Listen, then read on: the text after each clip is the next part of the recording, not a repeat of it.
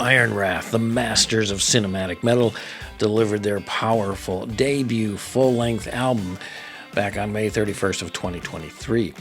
I'm actually just finding out about this album. I did at the tail end of 2024, but oh man, is this album cause to celebrate. Metalheads, pay attention. A look at IronWrath's Master Storyteller today as my album of the week. Stay where you are. You don't want to miss this one.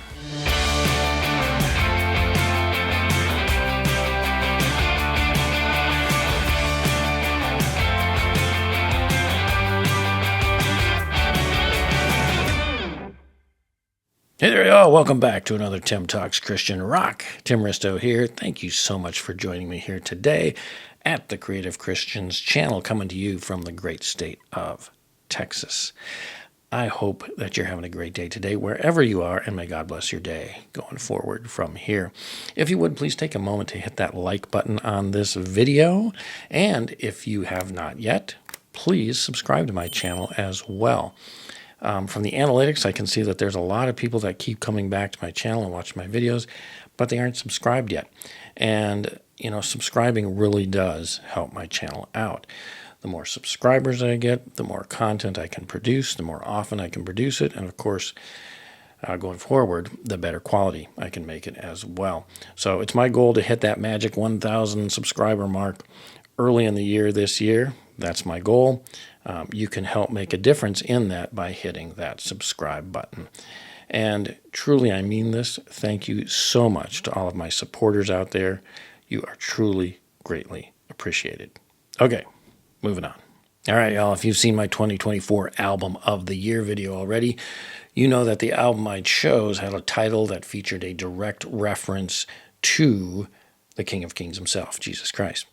Well, in no small coincidence, my first album of the week of this year, 2025, also features an album with a title that is a direct reference to Jesus as well, and God, of course. IronWrath's Master Storyteller. And this is an album of pure, straight-up metal that challenges listeners to ponder several different questions. One of the chief among those is, what is the price of freedom? The album unfolds over 13 tracks, taking us down the rabbit hole, literally and figuratively, more on that later, and into a fascinating world of heavy rhythms, crunchy guitars, awesome vocals, introspective lyrics, and imagination. It's not exactly a concept album, but between the music, the themes, and the associated film and other visual media, it really provides this engaging journey and an audiovisual feast for the senses. IronWrath is a band that hails from Riverside, California, just east of LA. They actually formed in 1988, believe it or not, and released a demo in 1989 before disbanding in 1990. Back then, according to Discogs.com, the band was comprised of Chris Garrett on drums, Sean Silas lead guitar, and Steve Bell on guitars as well, and Randy Davidson on bass. IronWrath today is pretty much the same lineup, minus Davidson, including the incredibly talented drummer and gifted leader behind the band, C.G. Ryche, formerly Chris Garrett.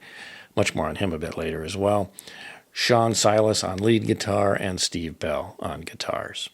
Ryche, Silas, Bell, and former member Davidson as well were all members of Holy Right back in the day in 1986. In addition, on the Master Storyteller album, the current lineup were joined by Johnny Blackout on bass and Anton Petrenkat on lead and backing vocals. On the website, No Morga is listed apparently as the new bass player, assumedly on tour, and frontman Alan Woodward on lead vocals. But he is also seen in the cinematic concert-length music video that the band has produced. More on that later as well. The CD booklet also lists someone named Rudiger and an anonymous singer on lead vocals as well. Is that Woodward? No details on that at the moment, but doesn't matter because all the vocals are great. Several other musicians on select instruments and tracks are listed as well. So not always sure who performed what on which track, but It all sounds great, so I'm not complaining, just noting some details that I caught.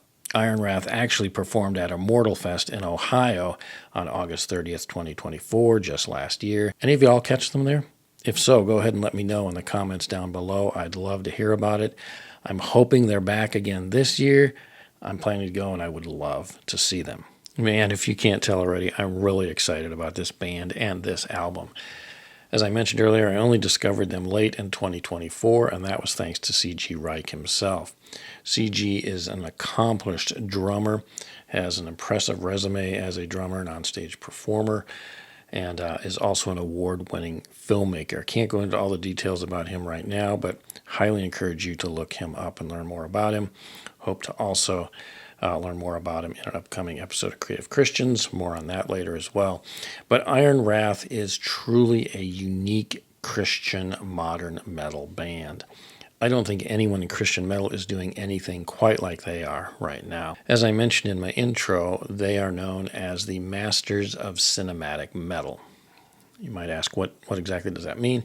Well, very simply, they're just combining cinema with metal, combining film with their live shows to develop this kind of very creative experience that sparks the imagination, but also ideally helps you grow in your faith or be challenged in your faith. You know, the way I like to describe it is, in essence, they're kind of the Pink Floyd of Christian metal.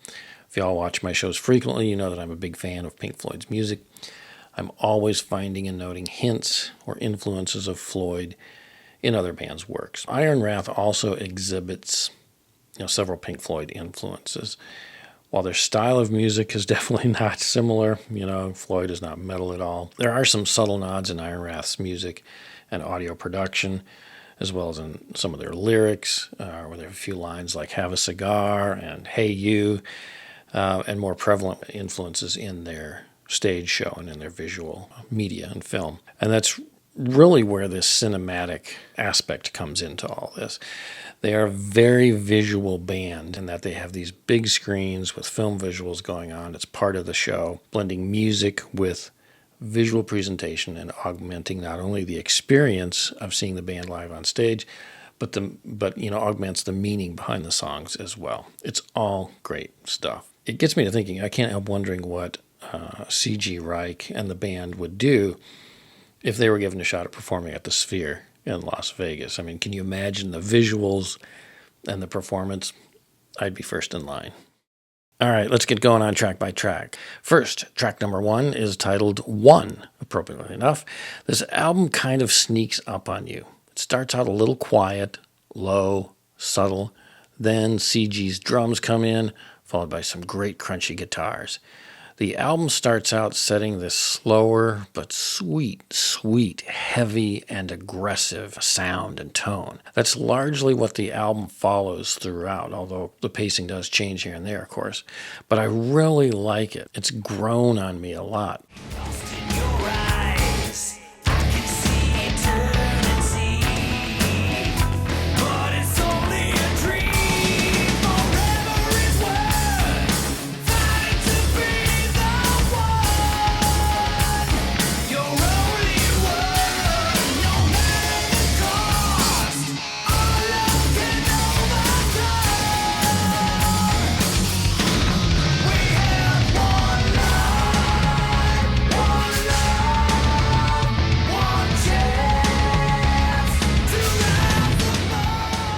This first song is kind of an anthem that sets the stage for the spiritual warfare theme that's woven throughout the album, with its chorus of, "We have one life, one love, one chance to rise above, one dream, one fight, one chance to get it right."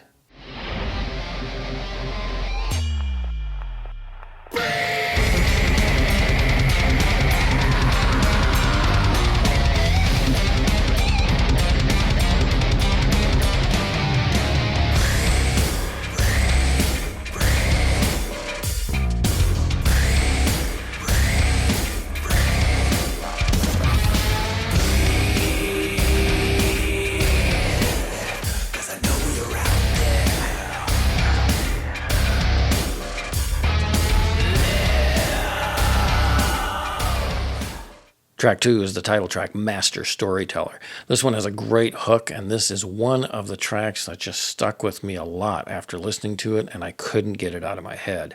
The spiritual battle theme kicks in full here as well.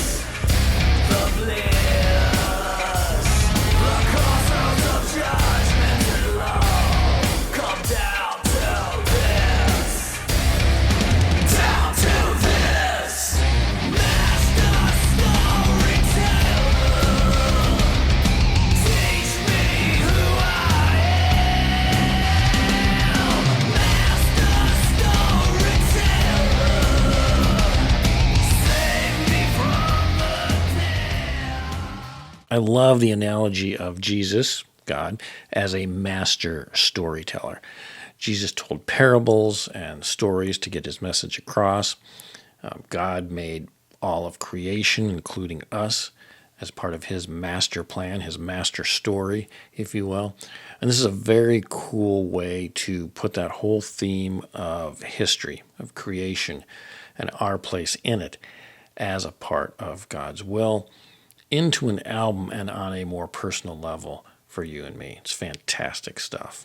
Track 3 is Legends Never Die, which starts out giving you the impression that it's heading into ballad territory, but you'd be wrong if you assume that's where it was headed, because it quickly builds into this true anthemic rocker with powerhouse vocals, CG laying down a rapid rhythm backdrop of drums, and a musical hook that will stay with you long after you're done listening to it.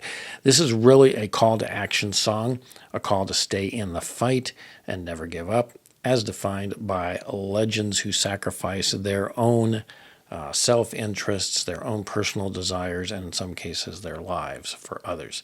It's a great analogy really for a lot of things, including those obviously in the military, first responders, policemen and firemen, as well as legends of the faith. Think the book of Hebrews in the Bible, where a lot of legends of faith are listed there. Each of us also, as we take up our cross daily in spiritual warfare, this would be a good analogy for that. And of course, ultimately, this is an analogy for Christ himself, who went to the cross for all of humanity across time. They never lose hope when everything's cold and the fight is near. It's deep in their bones, they're running to smoke and the fire is fierce. Oh, pick yourself up, 'cause legends never die. When the world is calling you, can you hear them screaming out your name? Legends never die. They become a part of you. Every time you bleed for reaching greatness, legends never die. Track 4 is Tyranny, a nice rocker that continues the spiritual warfare theme, this time in regards to the lies and traps that are heavily prevalent in the media. Take your life. Take your life.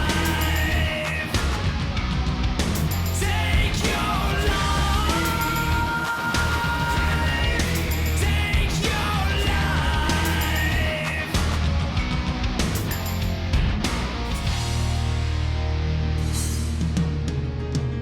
And to the morning, the people take sides. The storm they cast is what's destroying our lives. Alone in secret, they darken. Track 5, Thy Shall Return, is one of several longer tracks on the album, and also one that's more direct in its faith message. I believe your words are true.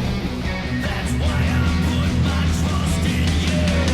You're the hope, the living truth.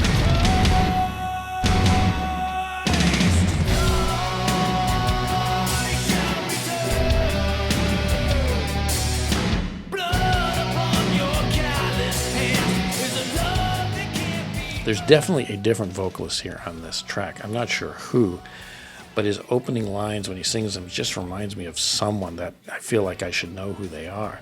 For the life of me, I can't think of who to compare it to. I love the vocals and guitars here and the song as a whole. It's just a great track. Track 6 is a cover of Johnny Cash's famous song, God's Gonna Cut You Down. I'm sure you've heard about as many different covers of this song as I have over the years. Most are typically done in that country music style vein. This is different. And you know what?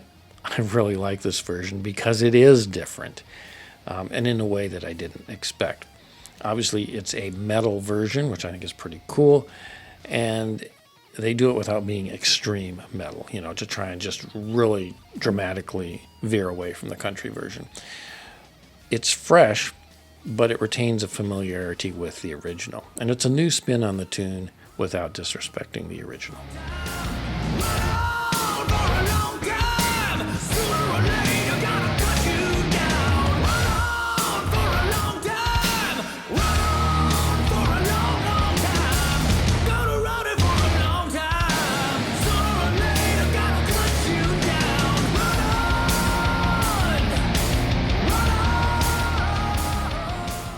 Track 7, Freedom, starts out with some great drum and guitar work.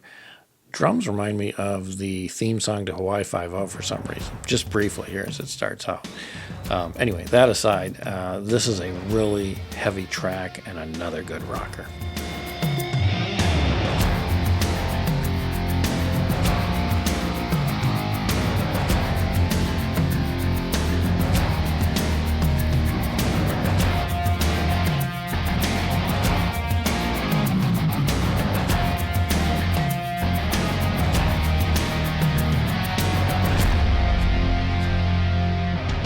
This is also another one with a very strong faith message that's clearly spelled out, talking about how our journey through life, including through all the love and strife, the good times, the bad times, the ups and downs, is lost if we're not living for the right reasons, for Jesus, in the victory of the Son of God.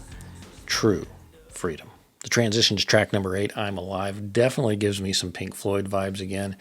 At first setting kind of this dreamy kind of mood with Gilmore-like guitar work, maybe something off of Floyd's, Momentary Lapse of Reason or The Division Bell, before moving into an alternating between speed metal territory, actually, on some verses, and a slower-paced chorus proclaiming I'm alive.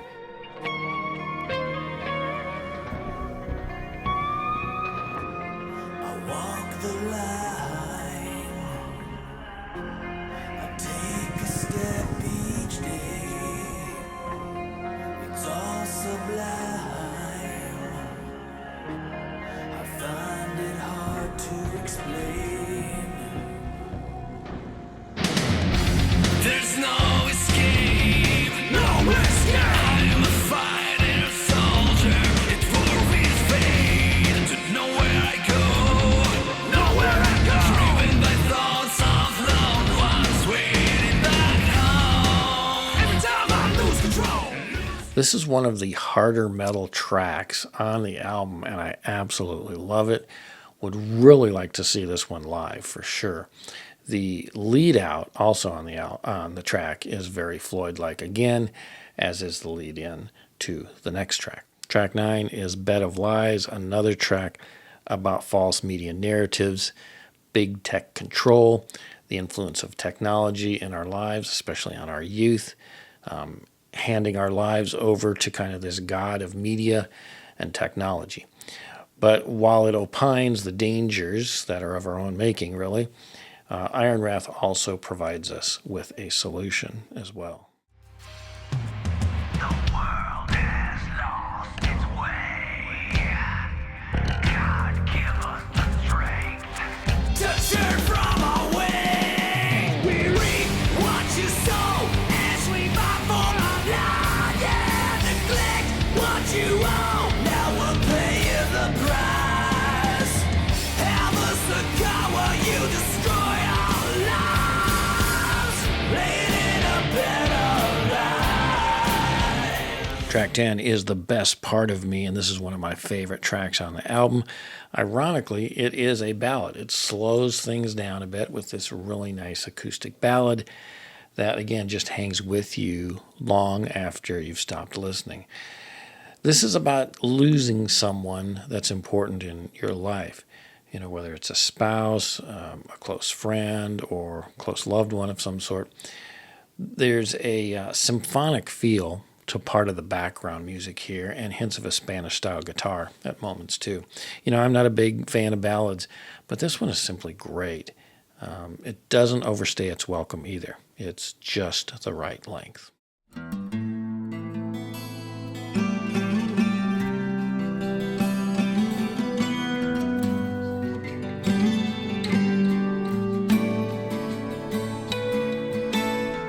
I still recall the day you came into my life. Through pain and sorrows, you stayed by my side. Now that you passed away, I found myself longing. If this is the bottom, then why am I still falling? But the sun remains the same. You're still the best of me. Track 11 is Masquerade, and it's just what it sounds like. It's about, you know, wearing masks in our lives to impress others or hide pain in particular. Being fake, living deceptive lives, playing roles instead of being genuine or true to who God made us to be, and the price we pay when we reject our Savior and play to our pride and sinful nature. I love the line, "Lonely walk with only my shadow, crimson thorns guide my path." What a great line, great lyrical writing. Also, this is a song in which the band gets a reference to its name at the end. I feel the sorrow of the IronWrath. This is another great example of the lyrical and spiritual depth of IronWrath's songwriting. Good stuff. Lonely walk with only my shadow. Crimson thorns guide my path. As I pour their secrets to the pouring rain, I feel the sorrow of the martyr's wrath.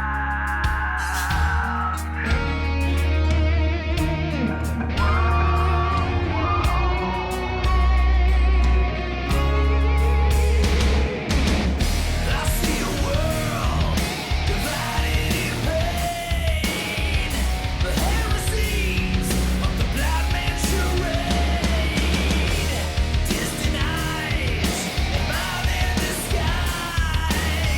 As I find myself in this masquerade. Track 12 is Imagine a World. This is another rich lyrical song with a much slower paced rhythm to it. Again, some Floyd vibes here. Remind me, briefly anyway, of some of the drum work from Floyd's Learning to Fly song, just at some select points. But the message here is really strong, inviting the listener to consider what the world would be like without you. Who's the you in the song? You yourself, maybe? A close friend? Christ? There's a lot to consider in the lyrics, so it could be any one of those or all of them, even. And that's what I like about IronWrath is it's thinking man's metal, thought-provoking. May seem vague in spots. You may really have to struggle with some lyrics and try and consider what they're saying. May not always be, you know, just spelled out or completely clear. But the album as a whole, if you look at the whole thing, it's very clear what the message of it is. If you're unfamiliar with the band and you have your doubts about where they're coming from, there shouldn't be any, but if you do, let me put it to rest. C.G. Ryche's thank you statement in the liner notes of the CD starts definitively with this. To my God, my Savior, my everything, words can never express my gratefulness for your love and grace. Thank you. It's pretty clear.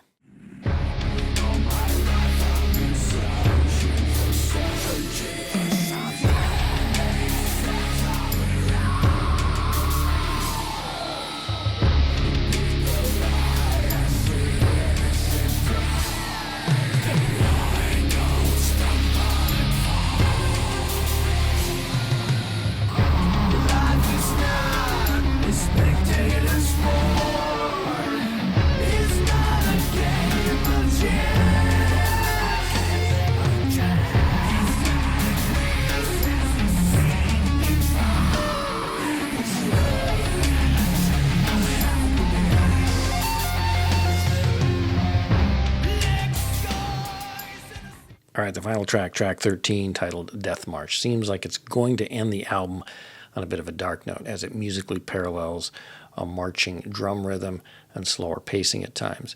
But as it progresses, it builds up rather nicely, even adding this kind of choir-like moment in the middle and then ending with some great guitar work, bass, and drum work as well. Lyrically, it's really conveying a continued call to action that began back in the opening track, challenging listeners to put our faith and trust in God. It ends with a resounding scream that leaves us with the not-so-subtle reminder, He has not forgotten us, meaning God, of course. How could people be so unfair? The death march began. Ushered like sheep, we led to die. Saluted the plan. Systematic genocide. Okay, quick word about physical releases on CD in particular. Initially, I listened to the entire album on a digital release when I first found out about it. But after letting those songs kind of sit with me and sink in for a bit, I really wanted to pick up a physical copy of the album. So I went ahead and picked up a CD from the band's website. I'll put a link in the description down below, as well as on screen here, where you can pick up your copy. I'd highly encourage you to do so. In fact, not only did I pick up a copy, I actually picked up 2 CD copies. The standard edition here, and then they also have a limited red edition. We'll talk about both of those here real quick. The standard edition CD comes in a nice jewel case and includes a 16-page booklet that includes some credits, liner notes to the listener, and band bios as well. There's no lyrics in here. But the graphics are really cool throughout this whole album. Many of these are also seen in the film, which I'll talk about in a minute.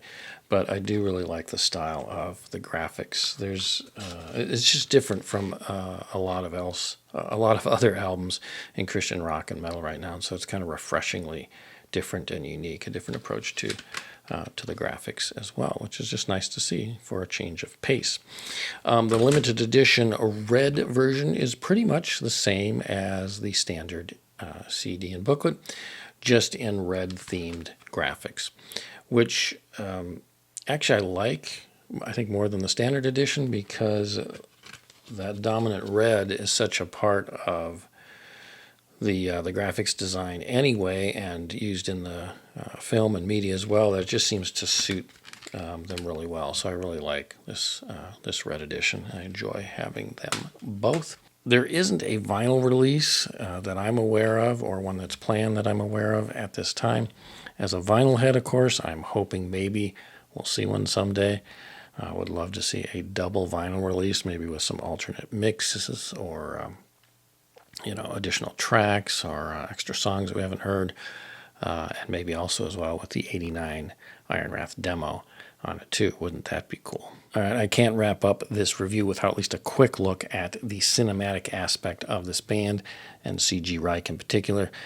I mentioned, and you've seen throughout this video, some clips of the full cinematic concert video for Master Storyteller. This includes footage of the band performing the songs intercut with graphics and a bunch of stylish kind of visuals, including the theme that I mentioned earlier in the video here of a rabbit going down the rabbit hole, which kind of parallels this whole idea, via Alice in Wonderland, reference to politics and cultural rabbit holes that we chase down in pursuit of our sin, right? This really is a well-done film. It's written and directed by CG. It's truly cinematic. According to the band's website, and I quote, "Anticipation is building as this concert film is set to be adapted into a feature film for major streaming platforms, aiming for a summer 2025 release. With a reputation for redefining the landscape of metal music, IronWrath continues to captivate audiences and reshape the future of entertainment." So they have some pretty high standards and some big goals. I love it. Can't wait to see what they do.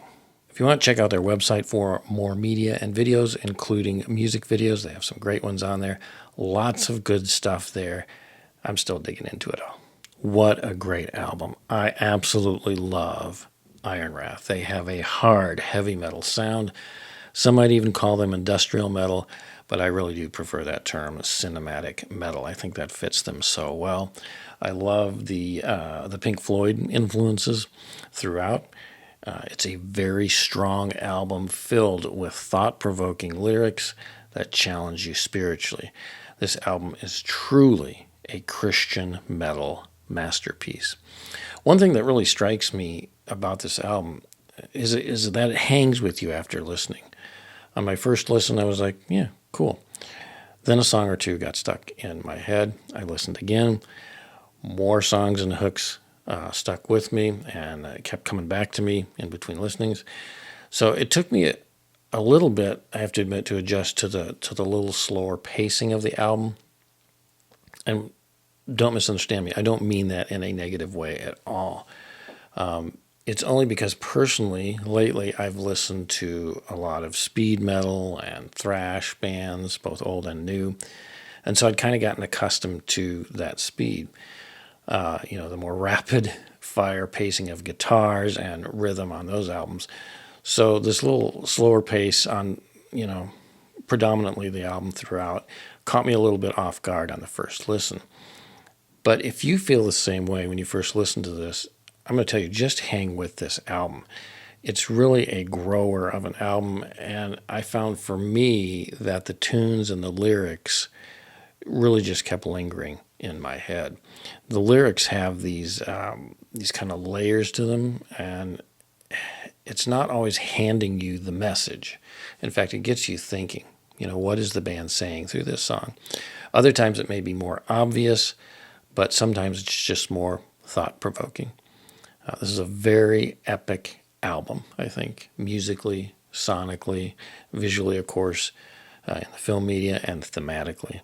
It's rich on a number of levels and invites you to repeat listening, I think. The cinematic masters of metal are ones to listen to and ones to watch for sure. I'm in talks with C.G. Ryche to have him guest on my Creative Christians podcast, where we'll talk about IronWrath, music, drums, film, faith, of course, and all sorts of other good stuff. So we just have to work out scheduling for that, but I'll keep you posted on details on that in the near future. I'm really looking forward to having him on and chatting with him. I think he's a very creative guy, musically, visually, in terms of film. Just so looking forward to having the opportunity to chat with CG. All right, y'all, that's all I've got for today. Go out and listen to some great Christian metal. Make it some IronWrath today. You'll be glad you did. But of course, above all else, remember, stay in God's Word. Blessings, all. See you next time. Bye-bye.